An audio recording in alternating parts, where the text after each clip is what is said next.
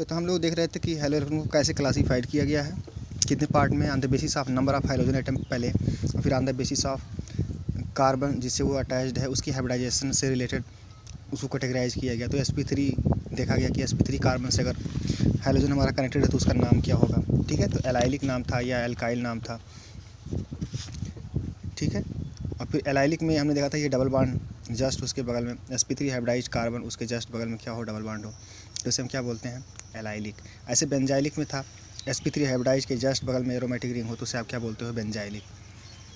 ठीक है, बेंजाइल। अगला जो हमारा है वो है carbon containing sp2 hybridised CX।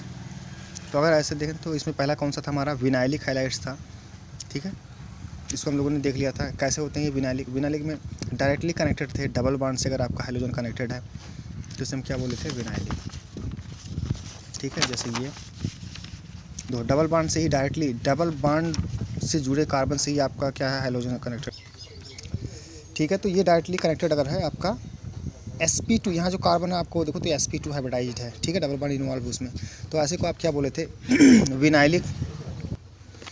तो ये रहा हमारा विनाइल हैलाइड्स, और ये हमारा क्या है, एराइल हैलाइड्स, क्योंकि यहाँ ये नहीं, ये एरोमेटिक रिंग नहीं है, ये भी क्या आपका विनाइलिक हैलाइड्स। अगला हमारा क्या है, एराइल हैलाइड्स और हाइलोरेंस था हमारा। इसमें क्या था, इसमें जो आपका हाइड्रोजन था वो sp2 हाइब्रिडाइज कार्बन एटम से जुड़ा हुआ है, लेकिन वो एरोमेटिक रिंग के कार्बन से जुड़ा होता था जो sp2 हाइब्रिडाइज था, तो उसे हम क्या बोले थे, एराइल हैलाइड्स और हाइलो एरीन्स। यही जो चैप्टर का नाम था नहीं, हाइलो एरीन्स। ठीक है, यहाँ तक हो गई बात। तो ये था इसका कॉमन नेम। कॉमन नेम मतलब जो अधिकतर पूछे जाते हैं, पूछे नहीं जाते हैं, जब भी कोई क्वेश्चन पूछा जाएगा तो उसमें इन्हीं सब नाम से आपसे मिलने वाला है, क्योंकि IUPAC नेमिंग थोड़ी कम यूज होती है इन सब के लिए। ठीक है, IUPAC बहुत बड़ा कंपाउंड अगर है तो उसके लिए तो IUPAC नाम मतलब ही होगा, लेकिन छोटे छोटे कंपाउंड्स के जो नाम होते हैं वो IUPAC नेमिंग नहीं बल्कि कोई कॉमन नेम लेके चलते हैं। अधिकतर कॉमन नेम से ज़्यादा वो फेमस होता है। समझ में बात। तो अगला हमारा जो है एक और चीज़ हम लोग देखेंगे कि हर चैप्टर में हम लोग कोई भी ऑर्गेनिक का होगा, हर चैप्टर में हम लोग एक बार IUPAC लेके चलेंगे। मतलब उस पार्टिकुलर, जैसे यहाँ पे एल्काइल हैलाइड पढ़ रहे हैं, जैसे यहाँ पे हम लोग एल्काइल हैलाइड पढ़ रहे हैं तो एल्काइल हैलाइड का नामकरण यहीं पे देखेंगे। ऐसे जब हम लोग एल्कोहल पढ़ेंगे, ये एल्कोहल, फिनॉल एंड ईथर वो सब पढ़ेंगे तो वहाँ पे उनका IUPAC नेमिंग देख लेंगे। ठीक है, एल्डिहाइड कीटोन पढ़ेंगे तो उसका देख लेंगे वहाँ पे नेमिंग। तो इस तरह से एक बार IUPAC नेमिंग जो है आपका वो भी तैयार हो जाएगा। और जो कॉमन नेम है वो ज़्यादा इंपॉर्टेंट है, ध्यान रखना इन सब के लिए जो कॉमन नेम है वो भी आपको आने चाहिए। बाकी IUPAC तो आसान है, IUPAC तो के लिए रूल्स हैं, नियम हैं, लेकिन जो कॉमन नेम है उसको तो याद ही करने पड़ते हैं। तो देखो IUPAC में हम लोगों ने पहले से ही देख रखा है थोड़ा सा कि किसी का भी अगर नामकरण करना हो तो क्या सीक्वेंस होता है उसका। तो सबसे पहले क्या होता है, 2 डिग्री प्रीफिक्स होता है, जो भी ये आपका फॉर्मूला है किसी भी IUPAC नेमिंग के लिए, किसी भी ऑर्गेनिक कंपाउंड की IUPAC नेमिंग के लिए। शुरू में सबसे पहले हम क्या लिखते हैं, 2 डिग्री प्रीफिक्स लिखते हैं, फिर क्या लिखते हैं, 1 डिग्री प्रीफिक्स लिखते हैं, फिर रूट वर्ड लिखते हैं, और फिर 1 डिग्री सफिक्स लिखते हैं, और सबसे लास्ट में क्या लिखते हैं, 2 डिग्री सफिक्स लिखते हैं। तो ये 5 चीज़ें हम लोग हमेशा इसी सीक्वेंस में नोट की जाती हैं, इसी सीक्वेंस में लिखी जाती हैं, इसी सीक्वेंस में ये लिखी जाती हैं। ठीक है, तो एक एक करके देख लेते हैं, और ये सीक्वेंस आप हमेशा फॉलो करोगे। बस यहाँ पे एल्काइल हैलाइड की अगर बात रहेगी तो यहाँ 2 डिग्री प्रीफिक्स में यहाँ पे क्या बदलने वाला है या यहाँ पे क्या बदलने वाला है, ये सारी चीज़ें हम लोग देख लेंगे बस। 2 डिग्री जो प्रीफिक्स होते हैं वो सब्स्टिट्यूएंट को बताते हैं। सब्स्टिट्यूएंट कौन कौन से हैं, जैसे कि आपके R होता है, R को आप क्या बोलते हैं, एल्काइल ग्रुप कोई लगा हो जैसे CH3 C2H5 तो उसे R से डिनोट करते हो। जितने भी हैलोजन होते हैं उन्हें भी 2 डिग्री प्रीफिक्स माना जाता है हमेशा ही। जितने भी हैलोजन है आपका FCl BRI ये हमेशा ही 2 डिग्री प्रीफिक्स में आएंगे, यानी कि इनका ही नामकरण पहले होने वाला है। जब एल्काइल हैलाइड की बात कर रहे होगे आप तो इनका नाम ही सबसे पहले आपको लिखना होगा। समझ में बात। IUPAC नेमिंग में NO2 ग्रुप है, ये भी सब्स्टिट्यूएंट का काम करता है, ये 2 डिग्री प्रीफिक्स में आता है, जिसे आप नाइट्रो पढ़ते हो। ठीक है, ऐसे आपका PH ये रहा, PH मीन्स फेनाइल ग्रुप था, C6H5 को PH पढ़ा जाता है, हम लोगों ने देखा था शॉर्टकट। और ये R आपका एल्काइल ग्रुप है। ठीक है, IUPAC में इससे क्या लगाते हो आप, हाइलो लगाते हो शुरू में इन सब के लिए, जैसे F है तो फ्लोरो, Cl है तो क्लोरो, Br है तो ब्रोमो, I है तो आयोडो। ठीक है, और लास्ट में क्या लिखते हो, एल्केन, यानी कि ये रूट वर्ड आता है लास्ट में। इसको अगर मैं बोलूँ तो ये 2 डिग्री प्रीफिक्स आप समझ गए हो कि ये सब्स्टिट्यूएंट को बताता है। 1 डिग्री प्रीफिक्स ये साइक्लिसिटी को बताता है कि कंपाउंड में साइक्लिक कंपाउंड है या नहीं है। अगर कंपाउंड साइक्लिक है तो यहाँ पे एक शब्द आता है साइक्लिक या साइक्लो, यहाँ पे एक शब्द आएगा साइक्लो। अगर वो साइक्लिक नहीं है तो यहाँ पे कुछ भी नहीं आएगा, ठीक है, इसकी ज़रूरत हमें नहीं पड़ेगी। अगला हमारा रूट वर्ड हमें क्या बताता है, number of carbon atom present in main chain, जो भी कार्बन एटम उसमें है, चेन जो है आपकी उसमें कितने कार्बन एटम प्रेजेंट हैं, उसको ये बताता है आपका रूट वर्ड, ठीक है, जिसे आप बोन भी बोल सकते हो। Plus 1 degree suffix, 1 degree suffix में क्या आता है, ये आपका ये बताता है कंपाउंड के सेचुरेशन के बारे में कि वो सेचुरेटेड कंपाउंड है या अनसेचुरेटेड है। अगर सेचुरेटेड है, अनसेचुरेटेड है तो वो कैसा है, ईन वाला है या आइन वाला है। तो इसकी जगह पे 1 डिग्री सफिक्स हमेशा क्या बताता है, एन है, ईन है या आइन है, इसको बताता है।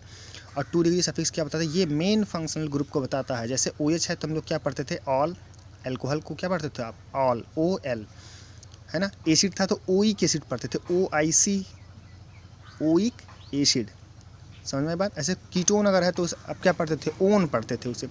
तो ये आपका 2 डिग्री सफिक्स जो है ये मेन फंक्शनल ग्रुप को बताता है, ठीक है। अब आप समझ गए होंगे कि 2 डिग्री प्रीफिक्स, ये सारी चीज़ें 2 डिग्री प्रीफिक्स होती हैं। 1 डिग्री प्रीफिक्स बताता है कि कंपाउंड साइक्लिक है या नहीं है। अगर कंपाउंड साइक्लिक है तो यहाँ पे साइक्लो आएगा, अगर नहीं है तो इसकी यूज ही नहीं रहेगी, खत्म हो गया ये काम। फिर root word main carbon chain को बताता है, नंबर ऑफ कार्बन चेन कितने हैं, 1 है तो मैथ, 2 है तो एथ, इस तरह से है ना, 3 है तो प्रोप। और ये आपका 1 डिग्री सफिक्स जो है ये सेचुरेटेड कंपाउंड है या अनसेचुरेटेड है, इसके बारे में बताता है। तो वो एन है, ईन है या आइन है, इसको बताता है। और फिर लास्ट में 2 डिग्री सफिक्स जो हमारा होता है ये मेन फंक्शनल ग्रुप को बताता है। तो किसी भी ऑर्गेनिक कंपाउंड्स का नेम करने के लिए हमें ये सीक्वेंस फॉलो करना होगा, ठीक है। तो चलो कुछ कंपाउंड्स के नाम देख ही लेते हैं हम लोग, कॉमन नेम देख लेते हैं और उसका IUPAC नेमिंग भी देख लेते हैं। तो देखो IUPAC में हम लोग हेलो एल्केन, जैसे CH3Cl है, इसको क्या बोलोगे आप, क्लोरो। ये जो हाइड्रोजन है आपका पहले आएगा क्लोरो, हेलो एल्केन, तो पहले हेलो आएगा यानी कि क्लोरो आएगा। और फिर कितने कार्बन का है, 1, तो क्या आएगा, मीथेन आएगा। CHCl3 देखो यहाँ पे 3 क्लोरीन है तो क्या आएगा, ट्राई क्लोरो, यानी क्लोरो ही पहले आएगा लेकिन कितना है, ट्राई क्लोरो है। और फिर 1 कार्बन है तो क्या होगा, मीथेन, तो ट्राई क्लोरो मीथेन होगा CHCl3। ये आपका क्लोरोफॉर्म है, क्लोरोफॉर्म का IUPAC naming try chloro methane. अब इस वाले कंपाउंड को देखो थोड़ा बड़ा सा बना दिया मैंने, तो यहाँ पे इसकी नंबरिंग करना पड़ेगा। मेन कार्बन चेन आप खोज लो, 1 2 3 4 की है। अब यहाँ पे 2 सब्स्टिट्यूएंट मिल गए, एक Cl रहा हमारा सब्स्टिट्यूएंट और एक क्या है आपका CH3 है। अब इन दोनों की नंबरिंग कर दो तो हमें पता है कि ये दोनों ही क्या होगा, पहले आएंगे। 2 डिग्री प्रीफिक्स हैं ये दोनों ही, यहाँ पे देख लो R भी है आपका और ये हाइड्रोजन है, तो ये 2 डिग्री प्रीफिक्स के पार्ट हैं। तो 2 डिग्री प्रीफिक्स में इन दोनों को ही हमें क्या होना, बताना पड़ेगा, इसको भी बताना पड़ेगा और इसको। अब जब दोनों ही सब्स्टिट्यूएंट हैं, दोनों ही 2 डिग्री प्रीफिक्स हैं, तो हम अल्फ़ाबेटिकली फॉलो करते हैं कि इनमें सबसे पहला नाम किसका आएगा। तो आप देखोगे क्लोरो जो है आपका C से शुरू होता है और मेथाइल जो है वो आपका M से शुरू होता है। तो पहले किसको लिखोगे, क्लोरो। तो 1 पे क्या है, क्लोरो, तो 1 क्लोरो 3 मेथाइल, कितने कार्बन का है, 4, तो क्या आया, ब्यूटेन। 1 क्लोरो 3 मेथाइल ब्यूटेन, ठीक है। तो इस तरह से इसकी नंबरिंग होती है और इस तरह से इसका नामकरण होता है। आप देख लेना, अच्छे से प्रैक्टिस कर लेना, ढेर सारे प्रॉब्लम आपके पहले चैप्टर में वहाँ मिल जाएंगे। आप सारे क्वेश्चन करो, उसमें से सब अटेम्प्ट करो, उसके IUPAC नेमिंग लिखो, या IUPAC नेमिंग दे रखा उससे स्ट्रक्चर पूछ लिया है या मॉलिक्यूल का रिप्रेजेंटेशन क्या है ये दिखाना है आपको, तो आप आसानी से वहाँ कर सकते हो। तो प्रैक्टिस करना है इन सारी चीज़ों पर, क्योंकि आप एक बार पढ़ चुके हो तो ठीक है, प्रैक्टिस करो अच्छे से। और ध्यान रखना कि IUPAC नेमिंग भी आपको आना चाहिए और कॉमन नेम भी आना चाहिए कंपाउंड्स के, जो भी यूज के कंपाउंड्स हैं, ठीक है। बहुत ज़्यादा यूज के अधिकतर मिलेंगे कॉमन नेम और IUPAC नेमिंग पे। अगर आप ये नहीं जानते हो तो आप क्वेश्चन आता हुआ भी नहीं कर पाओगे। अगर आपको रिएक्शन करना भी आता है तो आप अगर मॉलिक्यूल को प्रेजेंट ही नहीं कर पाओगे, लिख ही नहीं पाओगे, तो आप उसे कन्वर्ट कैसे करोगे, समझ में आई बात। इसलिए नामकरण बहुत ज़रूरी होता है।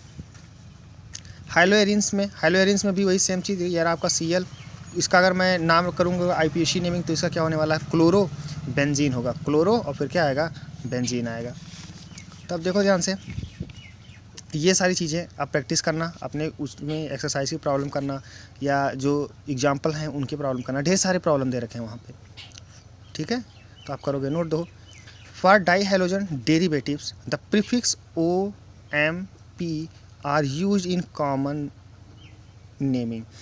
जैसे डाई हाइड्रोजन का मतलब कि जब बेंजीन रिंग पे 2 क्लोरीन या 2 ब्रोमीन या ब्रोमीन क्लोरीन इस तरह से आ जाए, ठीक है, नहीं कि 2 हाइड्रोजन लगे हुए हों, तो हम लोग आर्थो मेटा पैरा उसके बेसिस पे जो है नामकरण करते हैं, तब उसे आप कॉमन नेमिंग बोलते हो। जैसे मैं बात करूं इस वाले पोजीशन को और इस वाले पोजीशन को, ये दोनों ही पोजीशन आपके क्या हैं, ये दोनों ही पोजीशन आर्थो हैं।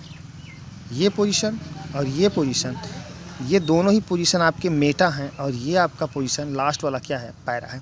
तो अगर यहाँ पे मान लेते हैं क्लोरीन लगा दिया तो मैं क्या पढ़ूँगा आर्थो पे क्या आएगा, क्लोरीन आ जाएगा। समझ में बात। अगर यहाँ लगा दिए तो क्या हो जाएगा, मेटा क्लोरो बेंजीन, या यहाँ लगाओगे तो पैरा क्लोरो बेंजीन। समझ में बात इसके रिस्पेक्ट में। लेकिन अगर IUPAC नेमिंग की बात की जाए, तो इनमें हम आर्थो पैरा मेटा का यूज नहीं करते, बल्कि इसको नंबरिंग करते हैं। नंबरिंग यहाँ से शुरू करोगे 1 2 3, अगर यहाँ पे लगाया हो तो 1 2 die chloro benzene, 1 2 die chloro benzene, इस तरह से आने वाला है। 1 5 पे होगा तो 1 2 3 4 इस तरह से लगा दोगे आप, ठीक है। और फिर क्या पढ़ोगे 1,5 डाई क्लोरो बेंजीन। तो IUPAC नेमिंग में आर्थो मेटा पैरा जो है ये IUPAC नेमिंग का पार्ट नहीं है, बल्कि ये कॉमन नेमिंग का पार्ट है कि आप इसे बोलचाल की भाषा में यूज़ करते हो और सबसे ज़्यादा यूज भी होता है, ये भी जान लो, ठीक है। तो वही चीज़ यहाँ पे लिखा गया, for di hydrogen derivatives prefix artho meta para are used in common naming system, but for IUPAC system the numbers 1 to 1,2 and 1,4 इस तरह से जो है यूज किए जाते हैं। तो आप समझ सकते हो कि इसका IUPAC नेमिंग भी आप बता सकते हो, और जो ज़्यादा यूज होता है यानी कॉमन नेमिंग उसे भी आप क्या कर सकते हो, बता सकते हो। क्लियर हो गई बात। कुछ एग्जाम्पल्स देख लेते हैं इसके, चलो। एग्जाम्पल्स में देखो, ये आपका एक है CH3 CH2 CH2 Br, कितने कार्बन है, 3 कार्बन का चेन है। अगर कॉमन नेमिंग की बात की जाए तो 1 2 3 प्रोपाइल ब्रोमाइड होगा, है ना, लेकिन N लगाएंगे आगे, N प्रोपाइल ब्रोमाइड। N का मतलब होता है नॉर्मल, एक ही लाइन में जब लिखी होती हैं सारी चीज़ें, कोई ब्रांचेज नहीं है, बल्कि एक बार सिंगल लाइन है, तो उसे N से डिनोट करते हैं, N लिख देते हैं ताकि पता रहे कि हाँ वो एक नॉर्मल लाइन है।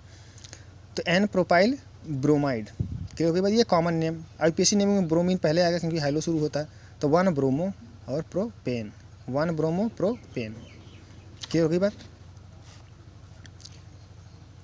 इन सब पे रखोगे, वो उस पे फार्मूले भी रख सकते हो, 2 डिग्री प्रीफिक्स उसी के बेसिस पे तो लिखा गया है, लेकिन फिर भी इसमें